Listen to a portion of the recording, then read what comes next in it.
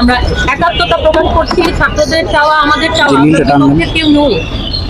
আমরা ইতিমধ্যে বিভাগের যে পদক্ষেপ নেওয়ার মতো এখতিয়ার রয়েছে বিভাগের পক্ষ থেকে, ততটুকু সবকিছু আমরা নিয়েছি। আমরা প্রক্টরকে জানিয়েছি, ডিনকে জানিয়েছি, বিভাগীয় সকল কার্যক্রম, ক্লাস, পরীক্ষা সকল কিছু থেকে ডক্টর সুদীপ চক্রবর্তীকে অব্যাহতি দেওয়া হয়েছে।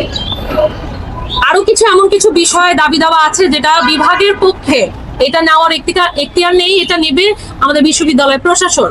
সেটা আজকে যে দাবি দেওয়া উঠে এসেছে, আমরা এটার সাথে একাত্মতা প্রকাশ করছি। আরেকটি বিষয় যেটা অনেকের মনে প্রশ্ন এসেছে, শিক্ষকের ব্যক্তিগত রুমে তালা দেওয়ার প্রসঙ্গ।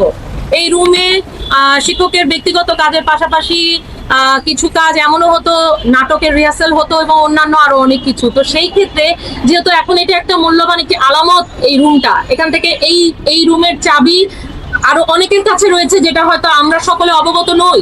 সুতরাং এটার সেফটির জন্য, নিরাপত্তার জন্য, পরবর্তী এটার যেন এখান থেকে কোনো আলামত মিস না হয়ে যায়, সেই কারণে এই বিষয়ে আমরা কিন্তু আগের তালাটা খুলিনি। আমি একটু পরিষ্কার করে বলতে চাই, আগের তালার উপরে নতুন একটি তালা দেওয়া হয়েছে যাতে করে এখান থেকে কোনো গুরুত্বপূর্ণ আলামত নষ্ট হয়ে না যায়, অন্য কারো কাছে চলে না যায়। আমি কি বোঝাতে পেরেছি যে আমরা তালাটা এই অর্থে দেইনি? এখানে আরেকটা তালা ঝুলানো হয়েছে, এটা পরবর্তী পর্যবেক্ষণের কারণে, ইনভেস্টিগেশনের কারণে।